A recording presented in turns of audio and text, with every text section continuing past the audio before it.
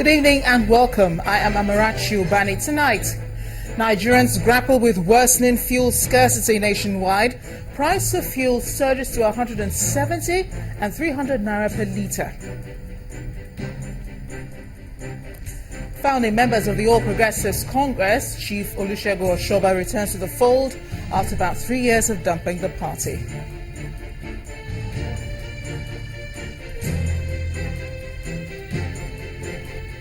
As civil servants in Delta State protest alleged non-inclusion in promotion examination, ask governor to intervene. And 2 people are killed as a train derails in Philadelphia, the United States.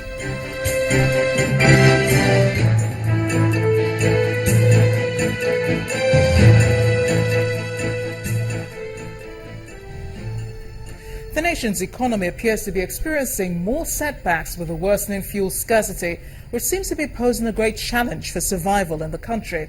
For almost a month now, Nigerians have been out on the streets queuing at service stations all over the country to get petrol for their vehicles and other uses.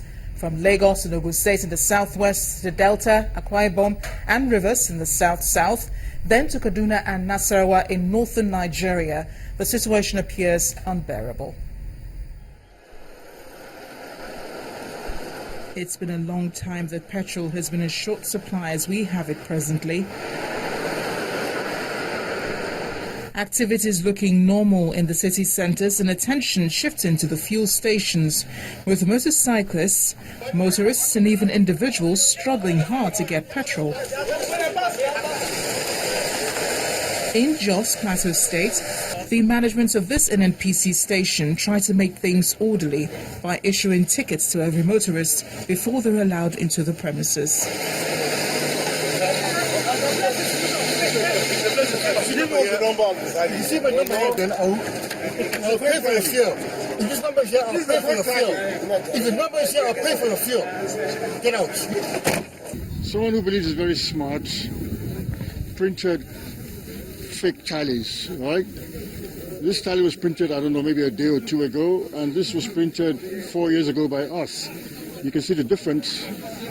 One is older than the other one. You can't tell me something that I've been used for 4 years is this clean and new. This is actually the correct one.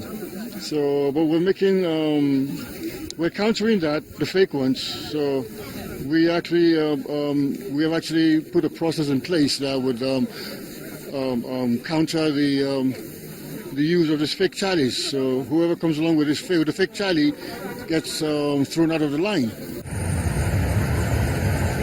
There is confusion in Uyo, Akwa Ibom state capital, as most of the roads are taken over by motorists seeking to buy fuel. Some of the filling stations obviously will not attend to them as they choose to service those who patronize black market.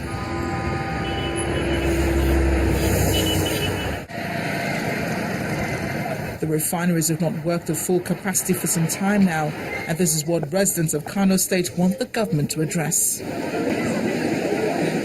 We should build more refineries. We should increase our refining capacity. If we increase our refining capacity, we will even have the potential of selling refined product to the neighboring countries instead of selling crude oil. Once our refining capacity can be increased, all this problem will come to a pass. In Anambra and Delta states, independent marketers are selling above pump price, and they make no bones about it, as they display the pump price even in their full dispensers. Fuel is now selling for as much as 230 naira per litre and above in Lagos, and it's mostly from the black market. Also in Ogun State, most filling stations do not have the product, and those who have sell between 180 naira and 200 naira per litre.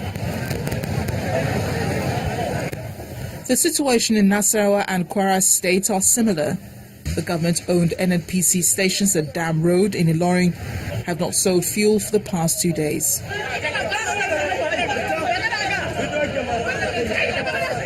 The long queues that have become regular around the filling stations are yet to disappear in Rivers State, with many of them selling at 150 naira per litre.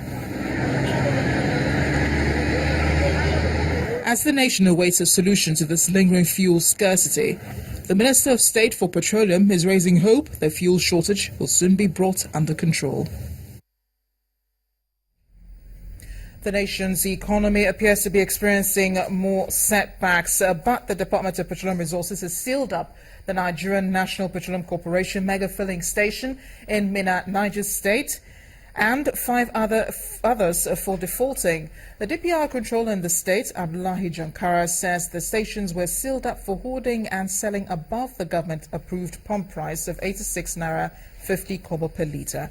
The DPR sealed up the NNPC mega filling station for diverting petroleum products and hoarding about 40,000 litres of petrol. The other filling stations, selling between 180 and 250 naira, were made to sell to commuters at the controlled price of 86 naira 50 kobo per litre.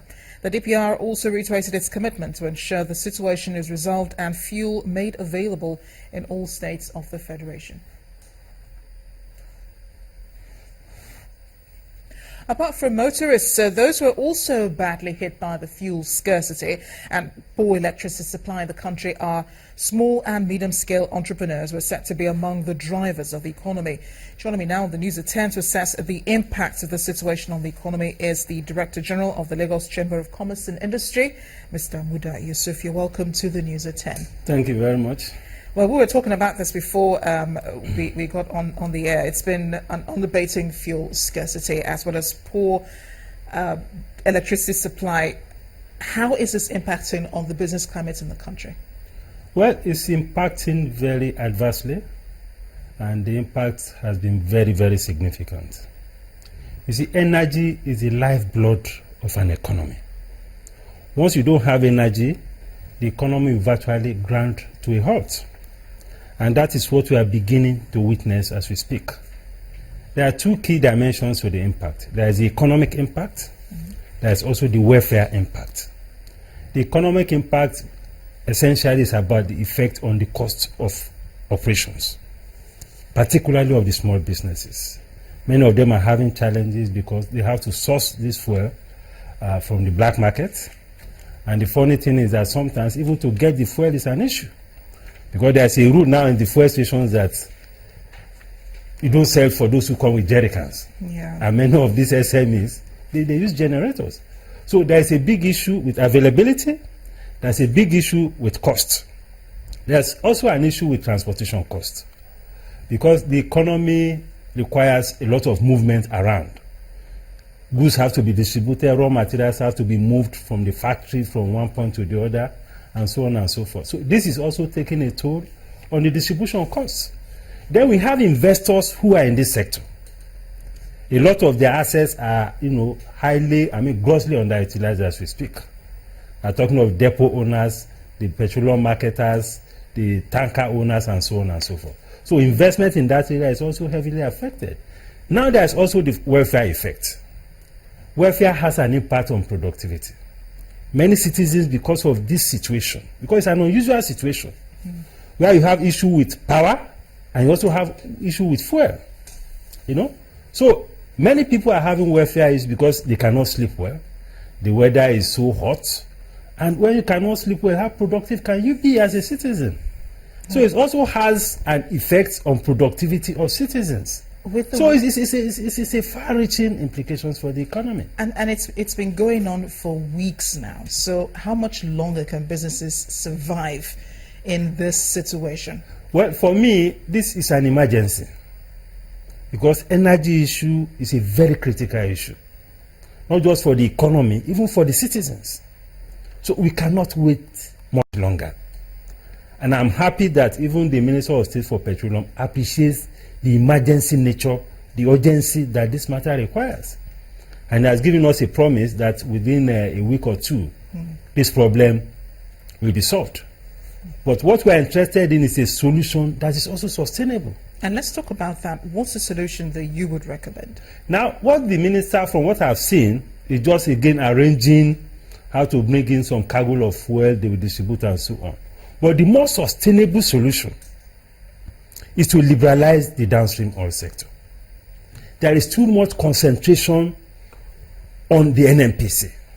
This is not a sector that you can drive within the framework of civil service bureaucracy.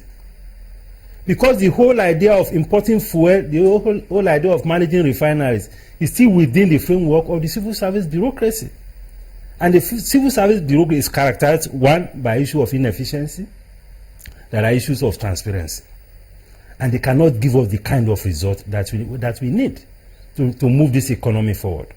So we require that the sector be urgently liberalized so that more private sector players can take position in those sectors. And all this issue about subsidy and things, everything should be done away with, so that we can bring some sanity into this space. Because for as long as you have issues with subsidy, with NNPC being the sole, giving the sole allocation and so on, for so long shall we be having this kind of problem? There's also the second leg of it. That is the foreign exchange. The foreign exchange policy is also contributing to this crisis. Even if you liberalize and the private sector owners are not able to get the foreign exchange, how will they import the fuel? How will they operate? So we need to address the issue of liquidity in the foreign exchange market. That is also a major issue that we need to deal with. Mr. Mudu Yusuf, thank you so much for sharing your thoughts and your time with us on the News at 10. Thank you very much. Director General of the Lagos State Chamber of Commerce and Industry, Mr. Muda Yusuf. In part two, after the break, United Nations to relocate Humanitarian Coordination Center to Maiduguri in Borno State. Please join us again.